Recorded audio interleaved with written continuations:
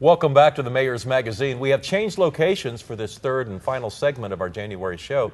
And in this segment, we're going to learn more about the Police Department's Air Support Unit. And with me is Master Sergeant Dean Lack of the Oklahoma City Police Department. Welcome to the show. Thanks.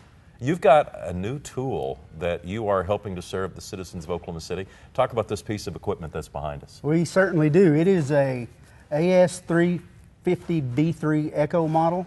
It is a extremely beefy helicopter. It's twice the power that we're normally used to. It holds twice the fuel. We can be in the air much longer. It just helps us support missions that we have, crimes in progress. Well, you know, people I think sometimes forget the diversity of the police department staff and all the different things you guys do.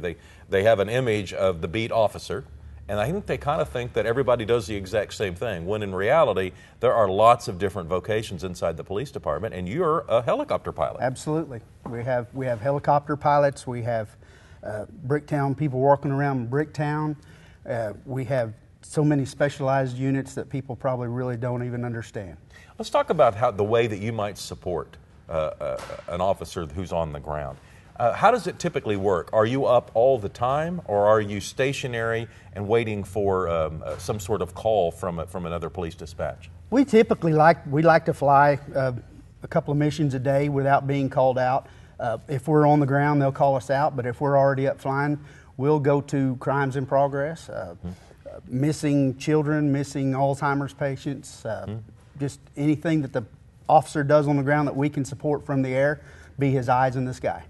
How long does it take you to get to all ends of Oklahoma City? For instance, you're located fairly central, close to downtown right today, but let's say you had to get to 122nd and May. How long would it take you to get there? It probably would take, with this new helicopter, 5 to 7 minutes probably once we got in the helicopter and got up and running. And about the same time, I would think, to the far reaches of South Oklahoma City. Absolutely. Yeah.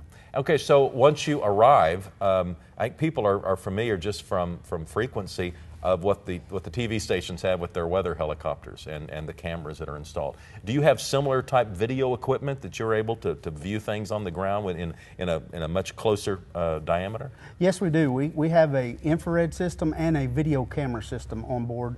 Of course, the infrared is used mostly at night, and the video camera is used mostly during the daytime. And we record all of our flights and all of our missions.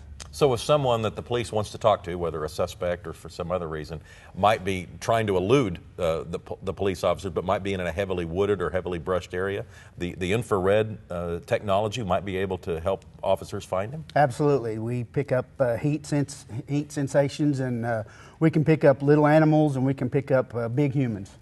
Or small humans at that, yeah. Yeah.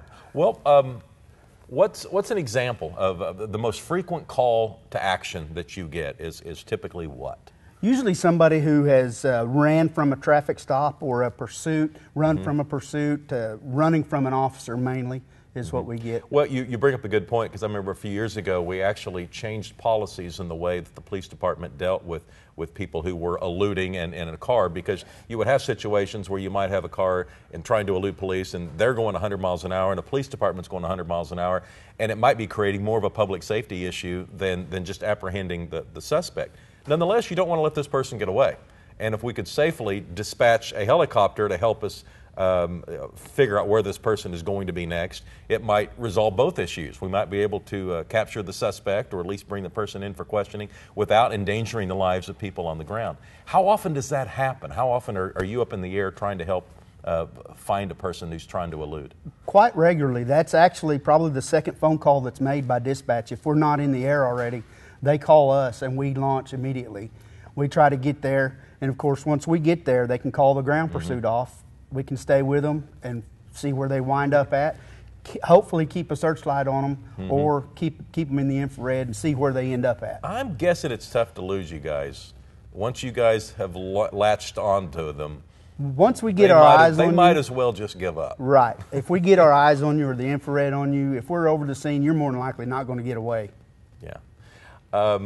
What are some other, you mentioned Silver Alert, things like that. How would that work? What would your involvement be in a situation like that? Well, they would give us the information. Perhaps if the guy or girl was in a car, if they were in a car, we'd know what kind of car to look for.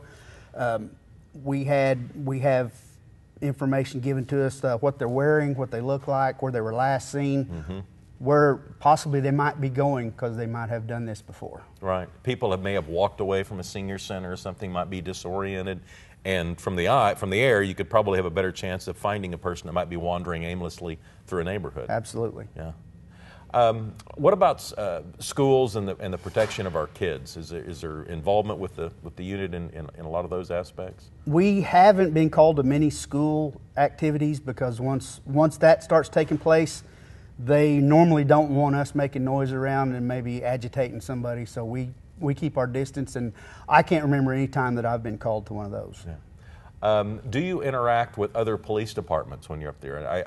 I would assume, and maybe I'm wrong, but are we the only police department in the metro with air support? Absolutely. We interact with all of the surrounding police departments. Norman, Midwest City, Dale City, Nichols Hills, Mustang, Yukon, everybody, anybody that needs a call for service for a helicopter. If we're not busy in the city, they'll send us out there. And so if there is an issue in Edmond or Norman, and it seems like you guys are particularly equipped to help, you all would dispatch and go help? Absolutely, we would help, and sometimes we can communicate with them, sometimes we can't, so we send an officer to communicate on the ground and then communicate back to us.